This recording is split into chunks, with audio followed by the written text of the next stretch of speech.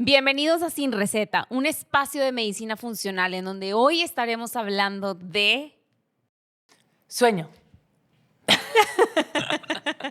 Sin Receta, un contenido de medicina funcional.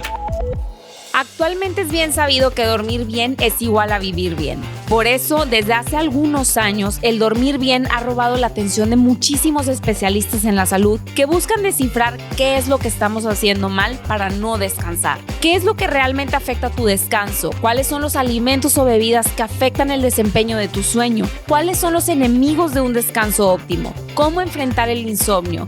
Esta y muchas más preguntas vamos a estar respondiendo durante este episodio. Todo afecta y todo impacta, y eso es lo que vamos a conocer aquí sobre el sueño.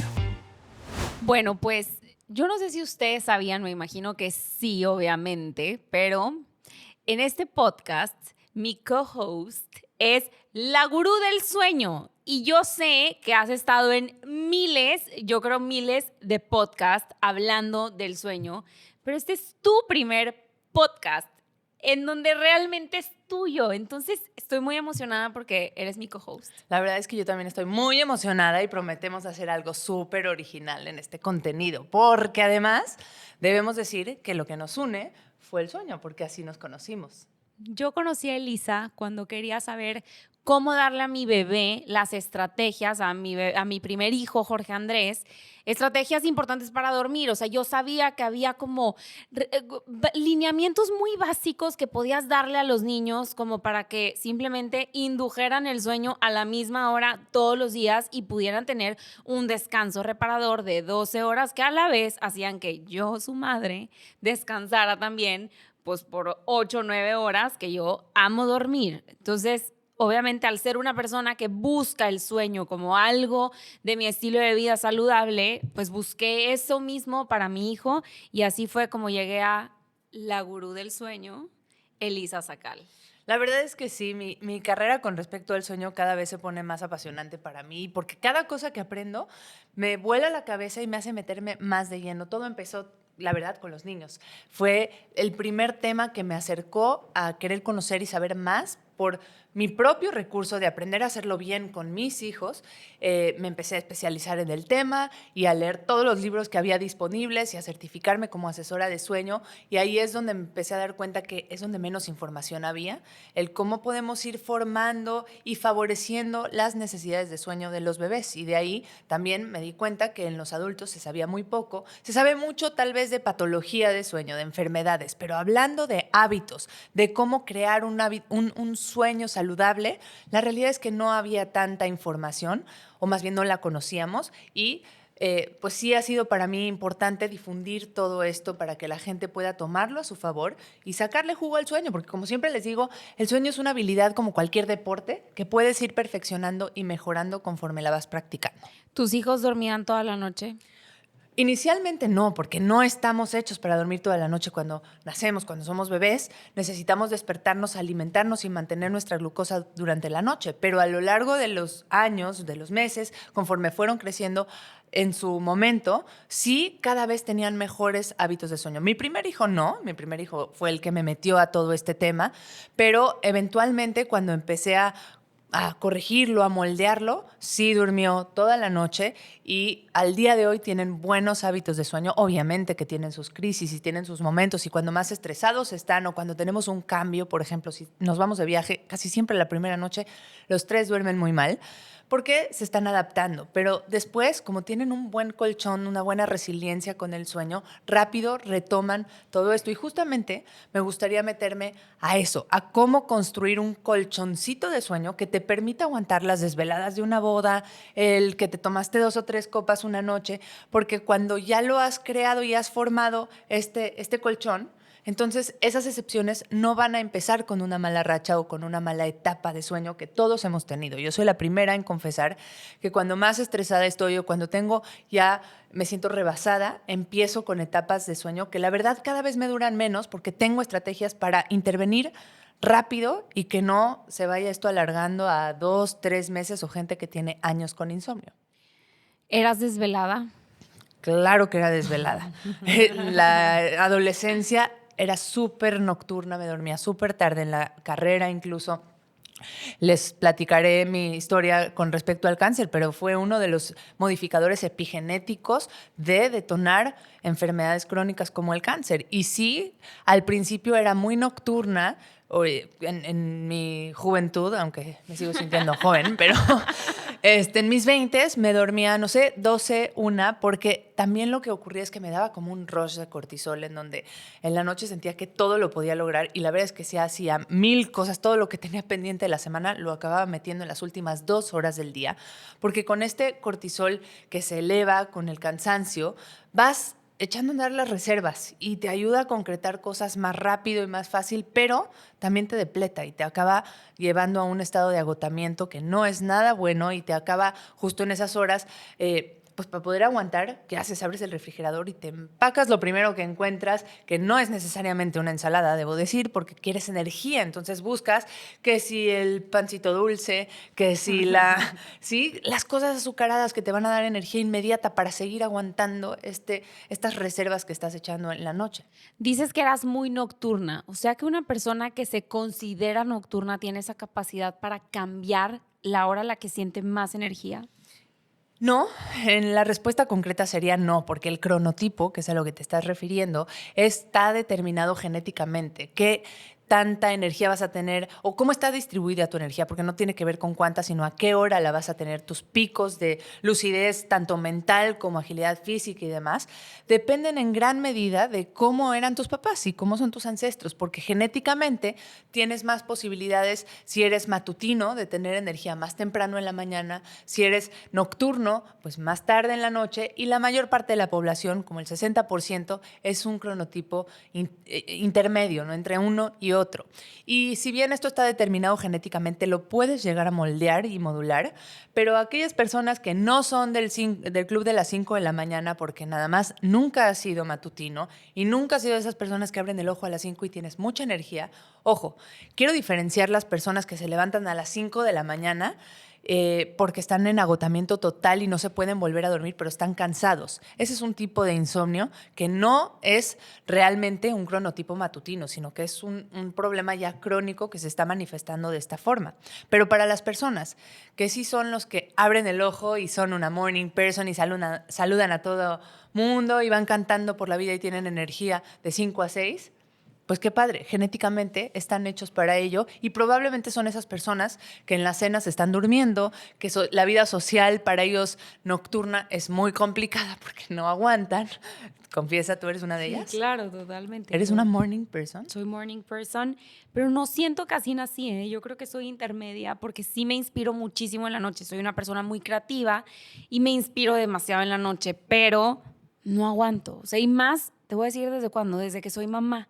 Como que agarré un ritmo de con mis hijos, tratar de, los duermo, como me dijo la jefa, como entre 6, 7 de la tarde, más o menos. Mis hijos están durmiendo hasta las 7 de la mañana del día siguiente y yo procuro 8:30. Digamos 9. que el cronotipo en los niños no aplica desde tan chiquitos. Desde tan chiquitos lo que ocurre es que tienen un avance de esa fase de sueño y se duermen todos los niños en general temprano y despiertan temprano. Entonces lo mejor que podemos hacer como mamás es adaptarnos a ese horario que tienen ellos y acostarnos temprano y despertarnos temprano, aunque no sea nuestra naturaleza, para poder acumular la mayor cantidad de horas que se pueda. ¿Sí? Entonces, pues bueno. Cuéntanos cómo funcionan los ciclos del sueño, pero aterrizado. Ok, venga, for dummies. For dummies. Ok, el ciclo de sueño, o sea, primero hablemos de que el sueño es cíclico, no es plano, no es me duermo y me quedo así la noche entera hasta que abro el ojo, sino que van pasando diferentes etapas. Normalmente un ciclo dura 90, 110 minutos y vamos transitando por distintas fases. Para hacerlo muy fácil, se divide en dos, sueño REM y sueño no REM. También es conocido en español como sueño MOR y sueño no MOR, pero siento que es menos popular el término, ¿ok? Y significa el REM o el MOR que tienes movimientos oculares rápidos. O sea, que cuando estás con los ojos cerrados, tus ojos, globos oculares se mueven y entonces alcanzas a ver ciertos movimientos de una persona que está dormida en esa fase. ¿Y qué importancia tendría que se muevan los ojos? Bueno, pues primero te está diciendo que es el único músculo junto con el diafragma, que es el músculo con el que respiramos, que están activos. Todos los demás están en parálisis. En esa fase de sueño tenemos una parálisis literalmente y tiene un objetivo. Esta es la fase en donde soñamos. Imagínate qué pasaría si no tuvieras esta parálisis, que de hecho es un trastorno. El trastorno de REM, la gente actúa sus sueños y puede llegar a ser muy peligroso. Claro. Y la otra fase es la fase de sueño no REM o de sueño profundo, también conocida. Y esta es la fase en donde más restauramos a nivel tejidos, músculos, hacemos como un restock, un reabastecimiento de nuestras hormonas, y es un poco más físico toda la restauración que ocurre, mientras que en el sueño REM es una restauración más mental, más cognitiva, más la memoria, el aprendizaje, la atención. En el sueño profundo, entonces el sueño profundo se divide también a su vez en otras 3 fases, ¿ok? Ya no me voy a meter mucho más a ese tema porque para fines prácticos lo que deben de saber es que la primera parte de la noche, las primeras horas cuando conciliamos el sueño es mucho más sueño profundo, y la segunda parte de la noche, más cerca de despertar, el sueño es mucho más REM. Así que si te preguntas que si los sueños ocurren más tarde, cerca de la hora de despertar, es verdad. Y por eso también los que más cerquita de la hora de despertar tenemos son los que más vamos a recordar. Si tú, por ejemplo, ¿tú te acuestas temprano o tarde? No temprano. ¿Qué es temprano? 8:30, 9. Muy temprano. Muy temprano, pero Sí. empiezo mi rutina del sueño a esa hora. Ok. Para la gente... ¿pero a qué hora Me es? despierto 5:30 de la mañana. Exacto. Mientras esté dentro de un horario considerable, no hay bronca, pero aquellas personas... Yo tengo una paciente que es triatleta, que espero que me esté escuchando, porque es admirable todo lo que hace, pero tiene un horario muy peculiar de dormir.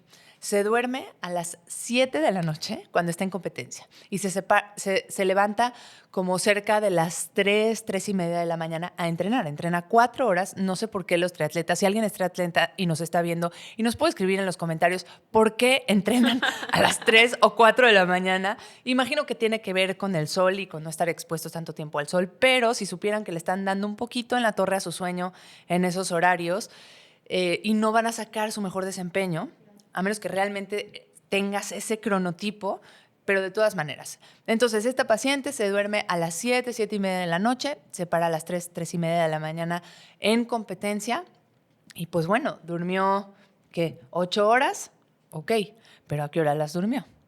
Entonces, tenemos que estar en sincronía con el sol y con las horas de oscuridad y tratar de que la mayor parte de esas 8 horas que vayamos a dormir estén relacionadas con el periodo de oscuridad. Esta persona no tenía ninguna afectación porque de todas maneras recorría un poquito los horarios cuando estaba fuera de competencia, pero lo mismo ocurre con la gente que duerme tal vez 7 horas, pero que las duerme, no sé, de 3 de la mañana a 10 de la mañana, ¿no? En donde despiertan y ya no estamos sincronizados con el sol, porque finalmente la luz que nos va a resincronizar ese ritmo, y me detengo acá para explicar el ritmo circadiano, pero el ritmo circadiano son todos los ritmos en nuestro cuerpo que están sincronizados con el sol. Y no solamente es el sueño. Nosotros tenemos un patrón circadiano hormonal. Hay ciertas hormonas, tú sabes, que se segregan en la noche, hay otras que se segregan mejor en la mañana. Nuestra digestión está prácticamente apagada o debiera estar apagada en la noche y por eso necesitamos ayunar 12 horas. Que ese es uno de los problemas que surgen cuando no se ayuna o no se separa la hora a la que cenas de la hora a la que te vas a dormir. Es muy mexicano cenar a las 10 y irte a dormir a las 10:30. Y con esto estás interrumpiendo un proceso bien importante de detoxificación celular, hormonal, desecho hormonal. Estás interrumpiendo regeneración celular y muchos otros procesos que si tu cuerpo estuviera en un descanso metabólico podría ser súper eficientemente, y entonces se interrumpe una noche y se interrumpe la siguiente y se interrumpe la siguiente, porque como lo decimos, lo que afecta es el estilo de vida, no lo que haces una vez, sino lo que hacemos todos los días, y esta interrupción constante de todos estos procesos pues tiene un efecto muy negativo en cómo te sientes, cómo te despiertas, cuánta energía tienes. Entonces acuérdense de nosotras, cuando vayan a cenar, háganlo, digamos que consuman sus alimentos mientras haya luz del sol. Tratemos de hacer esto. Cuando el sol se mete, naturalmente nuestro cuerpo ya no está preparado para digerir, ya no tenemos los jugos gástricos necesarios y por eso también la gente que cena muy tarde o muy cerca de la hora de dormir se acuesta y trae un reflujo terrible y siente los alimentos en la garganta, porque sí, porque ya no hay ácido clorhídrico para poder digerir bien, ya el intestino está mucho más lento, por eso a partir de que un niño deja de necesitar el consumo de leche en la noche, tenemos que guardar 12 horas de ayuno mínimo para poder mantener nuestro sistema digestivo sano y nuestro sueño profundo también. Cuéntanos un poquito de cuánto tiempo, ya nos dijiste más o menos a qué hora, pero ¿cuánto tiempo es ideal dormir? Mínimo, los estudios dicen 7 horas para no tener efectos negativos. Pero ya dijimos que en medicina funcional no nos vamos ni a los requerimientos mínimos diarios, ni a los laboratorios mínimos para no tener enfermedades por deficiencias vitamínicas. Tampoco nos vamos a ir al mínimo necesario para no enfermarse de dormir. Entonces, estamos hablando de más cerca de 7 horas y media o 8 horas. El rango es entre 7 y 9 y depende mucho de cuál es tu nivel de energía. Si tú eres un deportista de alto rendimiento, una persona que maneja mucho estrés o con responsabilidades muy grandes en el trabajo que sabes que requieren tu lucidez mental, acércate a las 9 horas. Y debo decirte que no dormimos el tiempo que... No, a partir de que estamos en la cama no dormimos todo ese tiempo, ¿no? Porque te tomará un tiempo quedarte dormido, que se llama latencia de sueño, y te tomará un tiempo despertarte, salirte de la cama. Si en promedio eso tomará 15 minutos al inicio, 15 minutos al final, y tú te permites estar 9 horas acostada, entonces dormirás las 8 horas y media. Pero el factor 1 de por qué la gente no duerme lo que debe es porque no se acuesta en la cama la cantidad de tiempo que necesita estar ahí. Y porque mete muchos estímulos que interrumpen la producción de melatonina, que puede inducir un buen sueño. Oye, ya hay una afección bastante común que muchos pacientes llegan conmigo con esto y esposas que están desesperadas porque roncan ellas o ellos.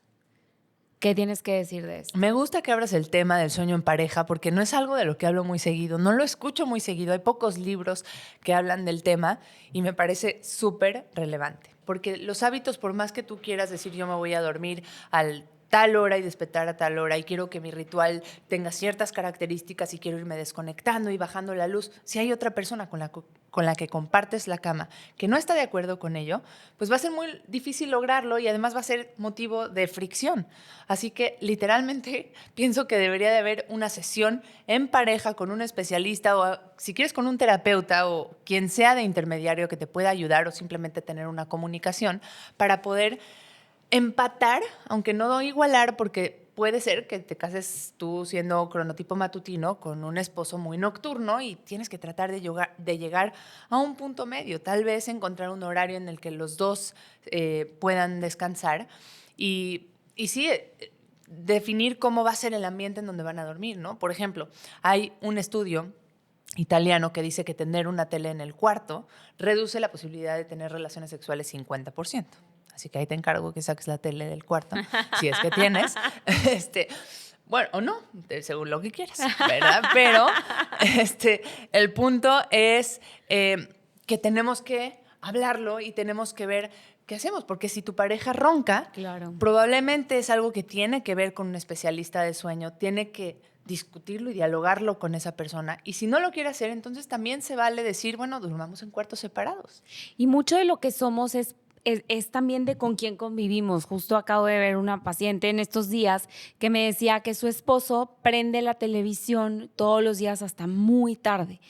Y entonces que eso le estaba empezando a afectar a ella. Y claramente, y en sus estudios lo vi, había cortisol elevado, traía la glucosa elevada, traía varios parámetros que no me gustaron, y menos porque no es una persona que tiene mucho que cambiar, solamente el sueño. O sea, curiosamente, su alimentación está bien, pero su estrés y su sueño están muy mal. O sea, en cuanto a hábitos de alimentación no había mucho que interferir, por eso me llamó mucho la atención cómo esto le está afectando en gran parte su salud, ¿no? Entonces fue un tema como cuando le dije, oye, pues hay que ver cómo podemos, me dice, no, o sea, es que el tema es que mi esposo se queda hasta muy tarde viendo la televisión. Y creo que eso sí es algo que, o sea, si vives en pareja, tiene que ser un par. O sea, hablar las cosas y ver qué te funciona a ti, qué me funciona a mí, cómo llegamos a un punto medio. Yo sí tuve esa conversación con Jorge.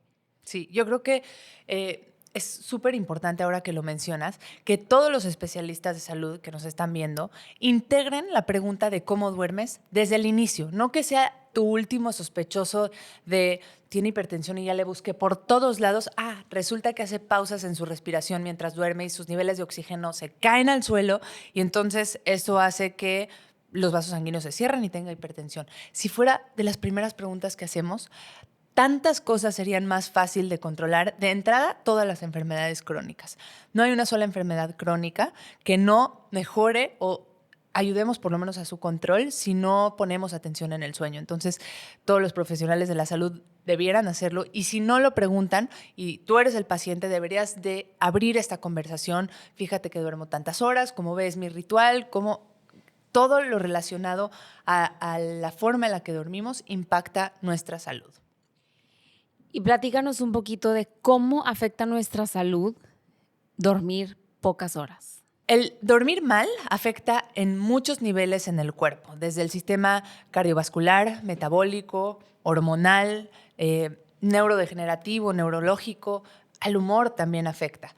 Podemos hablar de cada uno de ellos. Así, a nivel del sistema inmune, te puedo decir que dormir mal va a hacer que el sistema inmune reclute las células que necesitas para combatir un patógeno o una infección mucho más lento.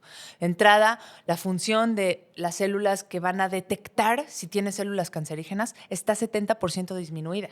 Por eso, el dormir mal ya se ha catalogado en la Organización Mundial de la Salud como un probable carcinógeno. Se hicieron estudios en enfermeras que tenían turno nocturno y se vio que tenían una incidencia de cáncer de mama mucho más elevada que la población en general. También ocurre con el cáncer de próstata.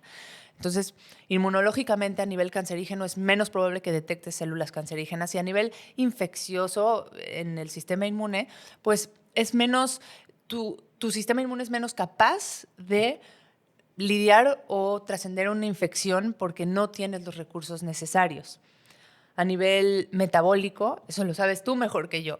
¿Qué pasa con el cuerpo cuando no duermes al otro día? ¿Qué pasa con tu glucosa? Si te sacara sangre, ¿qué verías? Un perfil diabético. Una noche de mal sueño, al día siguiente tú te haces un estudio, tu glucosa sale alta y tu control glicémico durante el día es terrible. Eso, sabes que también me encanta cuando puedo ver lo que leemos en la práctica y ahora justamente que traje el monitor de glucosa continuo, me di cuenta que una de las noches que había tomado 2 copas de vino, me había desvelado un poco, había tenido muy mal control glicémico durante el día porque precisamente estaba haciendo estos experimentos. Durante la noche tuve muy mal sueño, todo mi sueño fue ligero, nunca tuve un deep sleep y realmente al día siguiente mis niveles de glucosa basales fueron mucho más elevados que lo que habían estado siendo.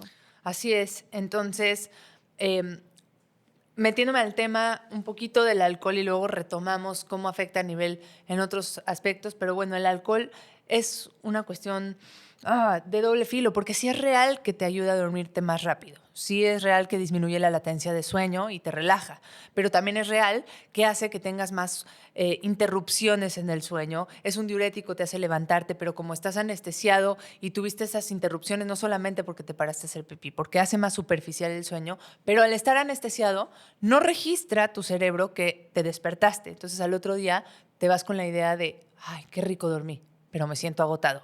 Voy por un café. Y vas por el café y entonces el café lo que hace es que afecta tu sueño.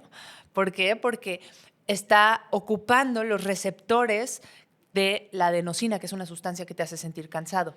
Y no es que no estés cansado, es que no lo sientes porque la cafeína está ocupando el lugar de ese cansancio.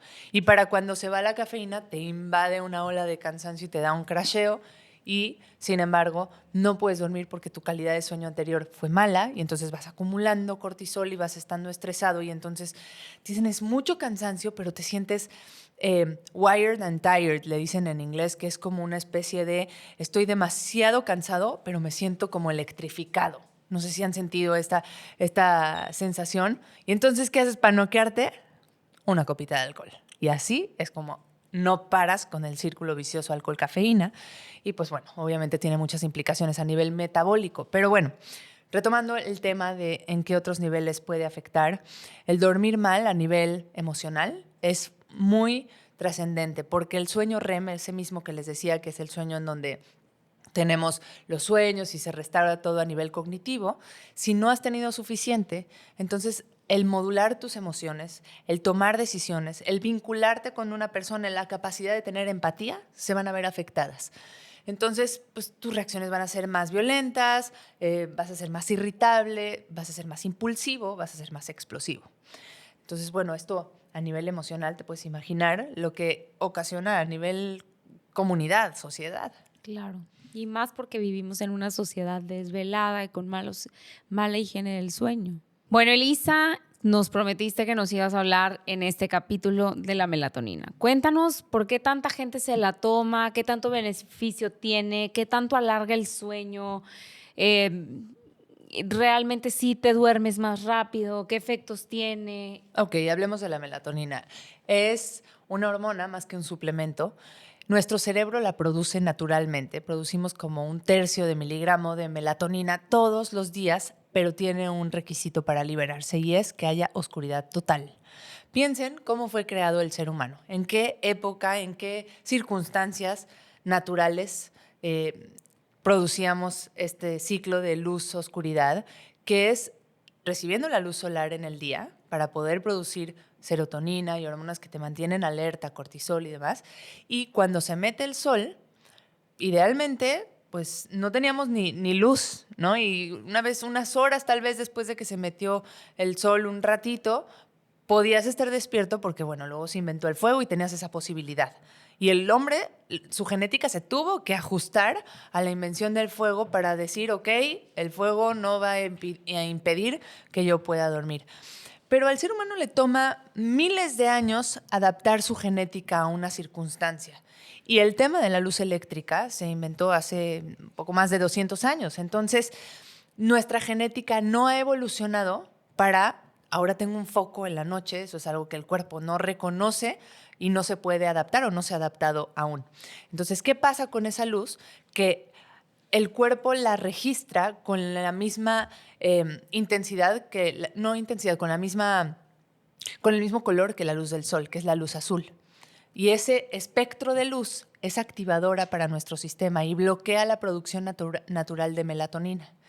Entonces, cuando nosotros nos exponemos a la luz de una pantalla, a la luz de tabletas y de todos estos dispositivos, el cerebro lo registra igual que si estuviera en el amanecer el sol, mandándonos la indicación de estar alerta.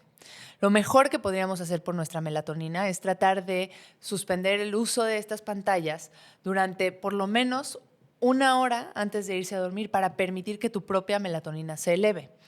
Si estamos buscando paliar ese problema y taparlo y callar el sol con un dedo tomando una tableta de melatonina, no va a funcionar porque el cuerpo va a recibir instrucciones contrarias. La melatonina es un cronobiótico, quiere decir que nos indica cuando es momento de dormir, no es un somnífero tal cual. Por lo tanto, tenemos que tener cuidado al consumirla. De entrada, porque no está regulado y entonces hay estudios que dicen que los suplementos de melatonina pueden llegar a tener desde 40% menos hasta, 40-80% menos. Hay algunos estudios que dicen que la melatonina que dice tener tiene 80% menos y hay otros que dicen 400% más. Ajá. Entonces, no son muy fiables los productos de melatonina. No tenemos muchos estudios a largo plazo que pueden hablar de cuáles son los efectos hormonales que implican tomar una hormona, porque ya hemos mencionado muchas veces que las hormonas actúan en orquesta y que si tú mueves una, se mueven las demás. Y por lo menos sabemos que en niños, por ahí hay estudios que dicen que pueden adelantar un poco la pubertad. Entonces, como que yo digo, si vamos a mover nuestras hormonas, solamente si hay una indicación adecuada, precisa para hacerlo, pero no como si fuera un suplemento que va a mejorar tu sueño y ya está. Mejor fomentemos nuestra propia melatonina y dejemos esto como una segunda opción. Siempre los hábitos van a ser mucho más efectivos que los suplementos o son la base para que los suplementos funcionen. Claro. Y las personas, porque sé que miles de personas que nos escuchan ya toman melatonina, y se la quisieran quitar, tiene un efecto, voy a dormir menos, me va a costar trabajo al principio. ¿Cómo es esta desintoxicación, por así decirlo? No causa una toxicidad, no tendrías que retirarla paulatinamente, la puedes dejar de golpe y además es poco probable que si estás durmiendo bien sea a causa de esta melatonina. No es real que va a ser más profundo tu sueño. Entonces, yo creo que puedes dejarlo de golpe y confiar en que... Mira, en general no soy fan de nada que te cause dependencia para dormir. Si algo ya sientes que lo necesitas, así sea un té de manzanilla, lo tienes que dejar porque estás creando una necesidad externa cuando realmente es algo interno, es algo que tú vas propiciando. Entonces, no debemos de depender de nada externo para poder dormir bien, más que de nuestros hábitos. ¿Qué no debemos de consumir antes de dormir? No deberíamos de consumir alimentos demasiado irritantes, cena muy cerca de la hora de dormir, abundante, alcohol, cafeína, embutidos, alimentos que puedan llegar a ser estimulantes, que tengan taninos, que tengan, por ejemplo, quesos maduros, alimentos como embutidos, sí, ya lo dije. Ok, pues en general, más o menos por ahí va la cosa. La cena tendría que estar equilibrada, como hemos mencionado, sí, separada unas 3 o 4 horas para que permitamos que la temperatura corporal baje y que el metabolismo no esté muy activo para que podamos inducir el sueño profundo. Cuéntame cuándo, como adultos, consideras que es importante detectar que hay un problema en el sueño y que tengo que ir con un especialista. Si no consideras que tu calidad de sueño es buena, si te levantas y necesitas el café para echar a andar todo tu día, si te sientes cansado la mayor parte del día, te quedas dormido haciendo actividades como leer, como manejar, o incluso si vas como copiloto y te quedas dormido todos los trayectos, es probable que estás teniendo una mala calidad de sueño. Si te está costando trabajo conciliar el sueño por más de una temporada larga, todos entendemos que podemos tener días en los que cueste más trabajo, pero si esto ya sientes que está saliendo de tus manos, es mejor contactar a un especialista. A mí me encanta hablar de higiene del sueño, de hábitos buenos del sueño, porque es algo que no cuesta. Y precisamente hablando de cómo la medicina funcional, hay cosas que o suplementos o todo este tipo de alimentos, orgánico, no orgánico, y mucho gira en torno a que es muy caro, pero no, también hay cosas que podemos implementar en nuestro día a día que no cuestan un solo peso, solamente requieren nuestro esfuerzo. Y creo que ese es un grandísimo reto, porque esa es una de las razones principales por las que cuando te dan el diagnóstico de diabetes, resistencia a la insulina, pues te vas con tu pastilla y listo y se acabó. Cuando deberíamos de salir con una lista de cosas que podemos hacer, pero hay muy poco apego a este tipo de tratamientos. Entonces, por eso este tipo de pláticas me encantan. Cada vez que te escucho hablar del sueño, me encanta y aprendo algo diferente cada vez que te escucho. Te he escuchado muchas veces en vivo, en podcast, en pláticas y en personal que hemos platicado del sueño y me encanta cómo lo expresas, cómo lo dices y cómo nos haces entender que el sueño es mucho más que irte a la cama a dormir, sino es toda una reparación de nuestro sistema que ocurre cuando tenemos un buen sueño o que no ocurre cuando no hay un buen sueño. Entonces, me encantó tu plática. Muchas gracias. Muchas gracias a ti por escucharnos y pues bueno, si te gustó este tipo de contenido, por favor suscríbete a nuestro canal de YouTube, síguenos en nuestras redes sociales y esto fue todo por hoy. Soy Elisa Sacal. Soy Ana Cecilia Villarreal. Y esto fue Sin Receta. Un espacio de medicina funcional.